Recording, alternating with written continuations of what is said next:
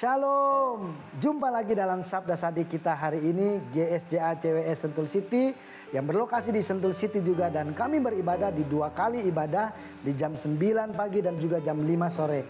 Mari bersama-sama kami mengundang Bapak Ibu bila berada di Sentul City pengen beribadah namun belum menemukan gereja, Bapak Ibu boleh datang ke gereja kami yang berlokasi di Plaza Niaga 1, Blok B nomor 20 dan 22. Bersama-sama kita merayakan kebaikan Tuhan serta apa yang telah Tuhan kerjakan di dalam seluruh kehidupan kita. Terpujilah nama Tuhan.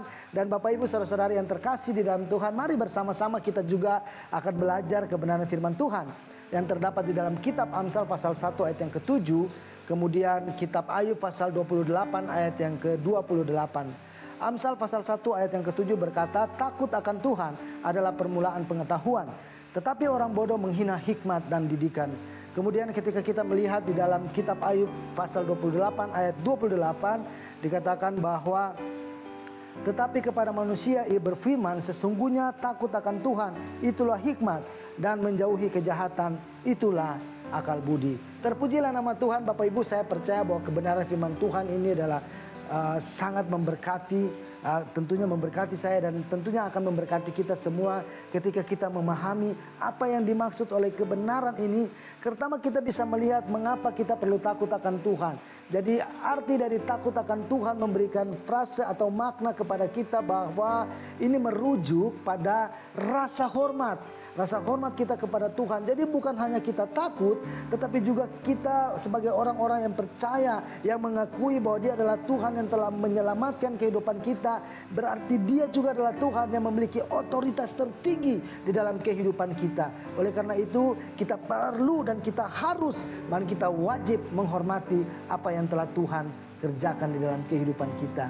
Haleluya. Yang kedua, dalam Amsal 1 ayat 7 yang kedua dikatakan bahwa ketika saudara takut kepada Tuhan, bahwa saudara akan memiliki yang namanya permulaan pengetahuan, ya. Jadi orang yang takut akan Tuhan, ini ayat ini juga mengajarkan kepada kita dan juga menunjukkan bahwa semua pengetahuan sejati itu asalnya atau berasal dari Tuhan itu sendiri. Jadi ketika kita ingin memiliki atau mengalami pengetahuan, maka segala sesuatu yang kita inginkan atau kita butuhkan, kita harus meminta kepada Tuhan, meminta kepada sumber pengetahuan itu sendiri, yaitu Tuhan. Maka Tuhan akan memberikan pengetahuan kepada kita sehingga kita dapat mengerti dan mengetahui apa yang benar dan apa yang baik yang dapat kita kerjakan untuk memuji dan memuliakan Tuhan. Kemudian ada yang di berikutnya juga dikatakan bahwa ketika orang takut kepada Tuhan, ada juga ternyata ada orang bodoh yang menghina hikmat dan didikan. Ini luar biasa sekali. Ini memang ayat ini memang memperingatkan kepada saudara dan saya bahwa setiap kita ya harus tahu bahwa ada bahaya ya ketika kita menjadi tidak takut kepada Tuhan, atau karena kita merasa kita orang yang hebat, ya, kita menjadi bangga dalam kehidupan kita, maka keangkuhan dalam kehidupan itu akan muncul di dalam hidup kita. Oleh karena itu Allah atau firman-Nya mengingatkan kepada kita dan menasehatkan kita, bahkan memperingatkan kita untuk bahaya ya, untuk supaya kita tidak menjadi orang yang bangga dan angkuh, yang merasa sudah cukup bijak, yang merasa tidak lagi membutuhkan mendengarkan nasihat.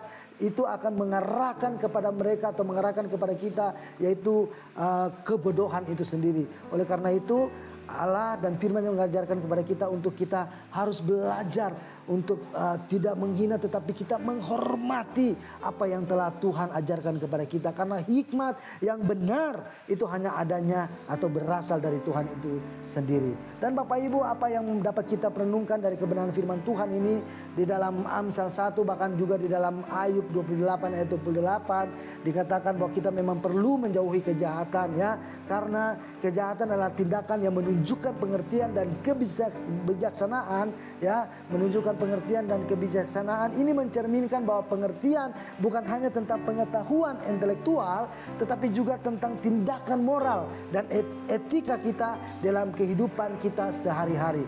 Jadi ketika saudara dan saya menjauhi kejahatan, maka saudara akan mengerti atau saudara telah melakukan sesuatu yang benar atau beretika yang benar, bermoral yang benar, dan itulah yang akan menyenangkan hati Tuhan.